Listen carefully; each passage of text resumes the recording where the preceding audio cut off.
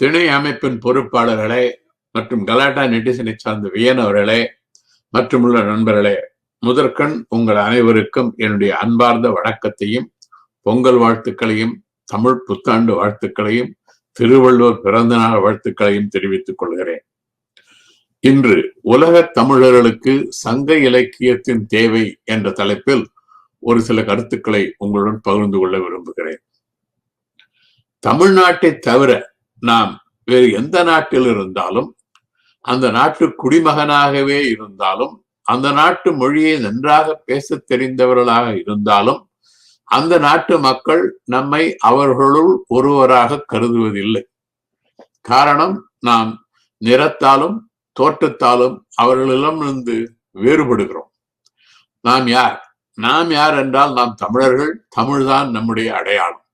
இந்த தமிழ் எங்கிருந்து வந்தது? இந்த தமிழ் நம்முடைய முன்னோரிடம் இருந்து வந்தது. நம்முடைய முன்னோர்கள் நமக்காக விட்டு சென்ற மிகப்பெரிய சொத்து. இந்த உன்னதமான சொத்தில் சங்கத்தமிழ், சங்க இலக்கியம் என்பது ஒரு முக்கியமான பகுதி. சங்க இலக்கியத்தை பற்றி நான் சில கருத்துக்களை கூறுகிறேன்.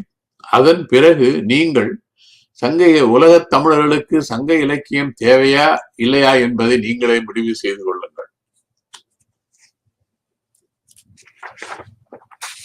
சங்க காலம்.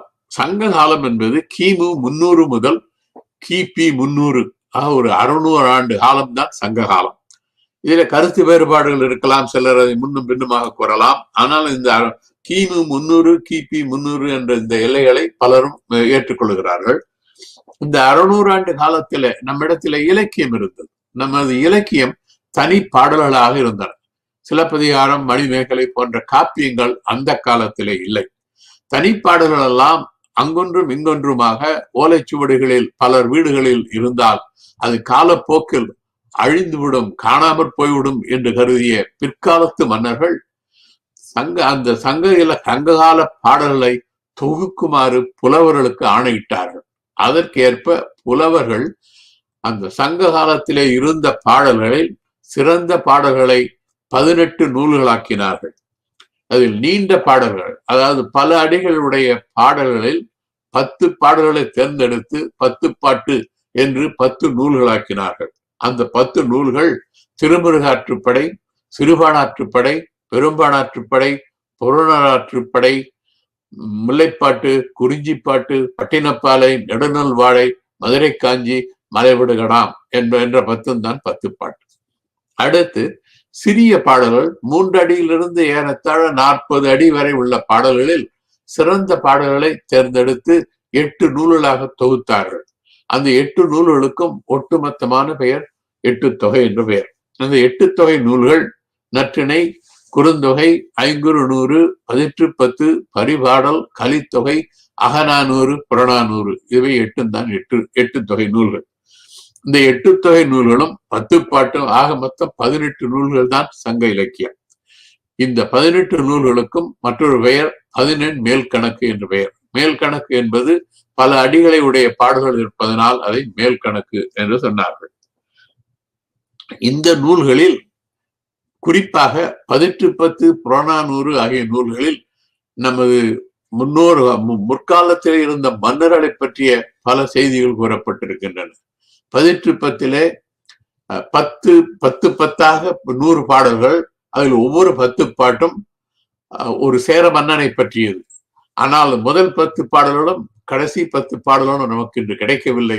நமக்கு கிடைத்தவை 80 பாடல்கள். அந்த 80 பாடல்களில் 8 சேர மன்னர்களுடைய வரலாறு, அவருடைய ஈகை, அவருடைய வீரம், வெற்றி, அவருடைய போர், இதை பற்றி விரிவாகவும் விளக்கமாகவும் கூறப்பட்டிருக்கிறது. அதுபோலவே புறநானூற்றிலும் பல மன்னர்களை பற்றிய செய்திகள் உள்ளன.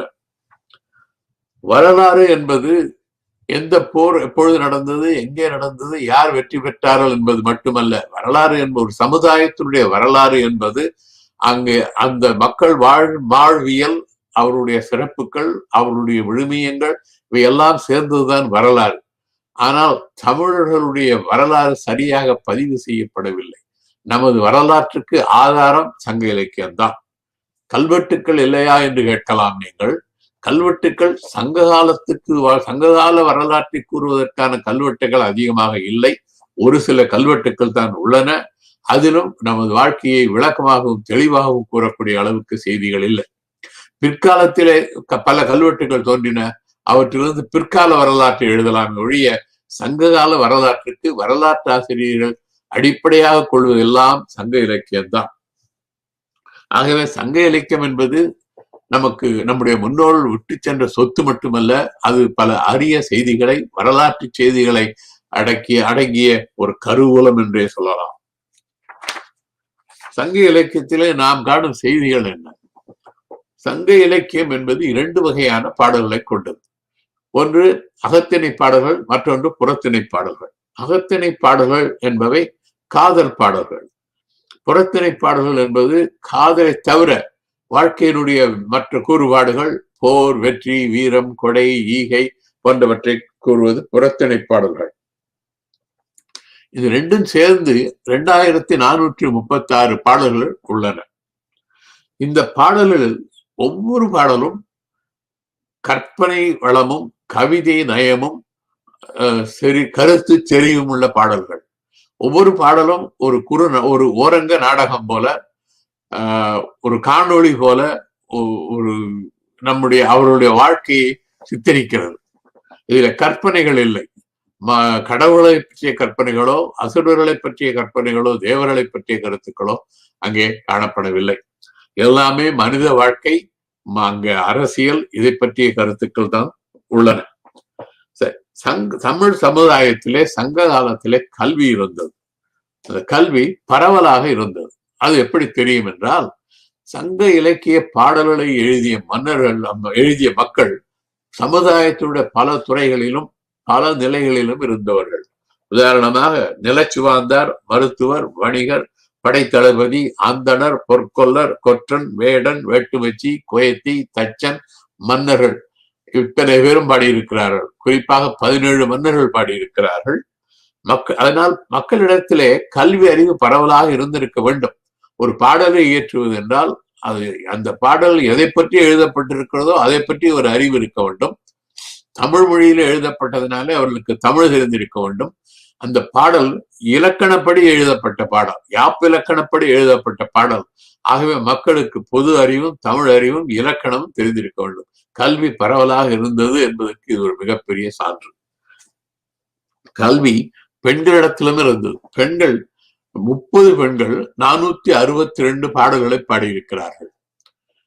நண்பர்களே, உலக வரலாற்றில் எந்த நாட்டிலும் எந்த காலத்திலும் எந்த நாகரிகத்திலும் 30 பெண்கள் 400க்கு மேலான பாடல்களை ஒரே காலகட்டத்தில் எழுதியதாக வரலாறே கிடையாது. ஆகவே பெண்களிடத்திலும் கல்வி இருந்தது, ஆண்களிடத்திலும் கல்வி இருந்தது. கல்வி யாருக்கும் மறுக்கப்படவில்லை.